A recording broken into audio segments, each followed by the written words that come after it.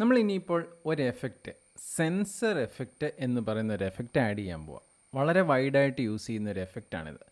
എന്തിനാണെന്ന് ചോദിച്ചാൽ നമ്മളുടെ വീഡിയോയിൽ ഒരാളുടെ ഫേസ് നിങ്ങൾക്കൊന്ന് മാസ്ക് ചെയ്യണം. അതുപോലെ നിങ്ങൾ എൻ്റർ ചെയ്യുന്ന യൂസർ നെയിം, നിങ്ങൾ എൻ്റർ ചെയ്യുന്ന പാസ്വേഡ്, അല്ലെങ്കിൽ അതുപോലെ കോൺഫിഡൻഷ്യലായിട്ട് കീപ്പ് ചെയ്യേണ്ട ഇൻഫർമേഷൻ നമുക്ക് ഒന്ന് ബ്ലർ ചെയ്യാനോ അല്ലെങ്കിൽ ആളുകളെ കാണിക്കാതിരിക്കാനോ ഉപയോഗിക്കുന്ന എഫക്റ്റാണ് സെൻസർ എഫക്റ്റ്. അതിന് പറ്റിയൊരു ഉദാഹരണമാണ് ഇപ്പം നിങ്ങൾ സ്ക്രീനിൽ വ്യൂവറിൽ കാണുന്ന ഒരു സീൻ. ഇപ്പോൾ ഇവിടെ ഒരാളുടെ മുഖമുണ്ട്, പക്ഷേ അദ്ദേഹത്തിന് അത് പബ്ലിക്കലി പോകാൻ ഇഷ്ടമില്ല, അല്ലെങ്കിൽ നിങ്ങൾക്ക് അതിനുള്ള പെർമിഷൻ ഇല്ലെങ്കിൽ അദ്ദേഹത്തിൻ്റെ ഫേസ് നമുക്ക് മാസ്ക് ചെയ്യാൻ പറ്റും. എങ്ങനെ ചെയ്യാം? ആദ്യത്തെ പണി എന്ന് പറയുന്നത് നമ്മളുടെ എഫക്റ്റ് ബ്രൗസറിലേക്ക് പോകുക എന്നുള്ളതാണ്. ഞാനിപ്പോൾ എഫക്റ്റ് ബ്രൗസറിൽ പോയി, അതിനുശേഷം അതിൻ്റെ താഴെ ഒരു സെർച്ച് ബോക്സ് ഉണ്ട്. ആ സെർച്ച് ബോക്സിൽ ഞാൻ സെൻസർ എഫക്റ്റ് സെർച്ച് ചെയ്യുന്നു. എന്നിട്ട് എനിക്ക് ഒന്നെങ്കിൽ അതിനെ എന്ത് ചെയ്യാം, ഡ്രാഗ് ചെയ്ത് നേരെ എനിക്ക് വേണ്ട ക്ലിപ്പിൻ്റെ മുകളിലേക്ക് ഡ്രോപ്പ് ചെയ്യാം. ഇപ്പം ഞാൻ ആ മെത്തേഡിൽ അങ്ങനെ ഡ്രോപ്പ് ചെയ്തപ്പോൾ നിങ്ങൾ ശ്രദ്ധിച്ച് കാണും, ദ സെൻസർ എഫക്റ്റ് ഓൾറെഡി അവിടെ വന്നു.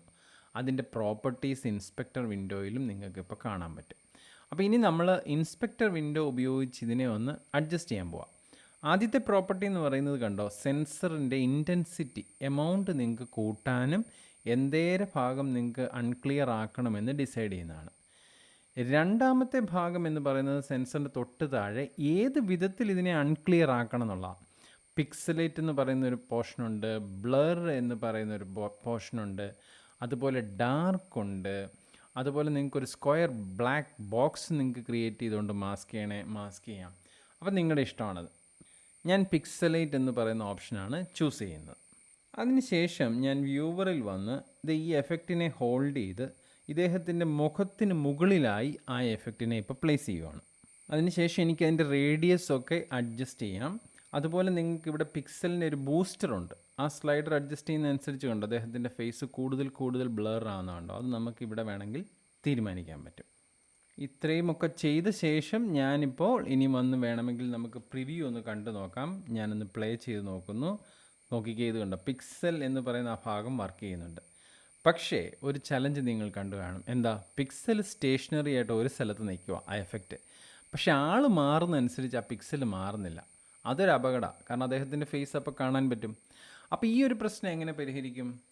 ഈ പ്രശ്നം നമ്മൾ ഇനി വരുന്ന വീഡിയോകളിൽ കാണും അതെങ്ങനെ പരിഹരിക്കുമെന്നുള്ളത്. അതായത് കീ ഫ്രെയിമിങ്ങും അനിമേഷനും വരുമ്പോൾ ഈ മാസ്ക് ചെയ്ത ഈ എൻട്രി അദ്ദേഹത്തിൻ്റെ മുഖം മാറുന്നതനുസരിച്ച് അനിമേറ്റ് ചെയ്ത് നിങ്ങൾക്ക് മൂവ് ചെയ്യാൻ പറ്റും. അപ്പോൾ അങ്ങനെ ആകുമ്പോൾ ആൾ എവിടെ പോയാലും അദ്ദേഹത്തിൻ്റെ ഫേസ് മാസ്ക് ആയിട്ട് തന്നെ ആയിരിക്കും. അത് നമ്മൾ കീ ഫ്രെയിമിങ്ങിൽ പഠിക്കും. അപ്പോൾ ഇതിപ്പം മനസ്സിലാക്കുക, ഒരു എഫക്റ്റ് എങ്ങനെ ആഡ് ചെയ്യാമെന്ന് നിങ്ങൾ പഠിച്ചു, മാസ്ക് ചെയ്യേണ്ട എങ്ങനെയാണെന്ന് മനസ്സിലായി, അതിൻ്റെ പ്രോപ്പർട്ടീസ് എങ്ങനെ അഡ്ജസ്റ്റ് ചെയ്യുന്നതെന്നും ഇപ്പോൾ ഈ വീഡിയോയിൽ നമ്മൾ പഠിച്ചു.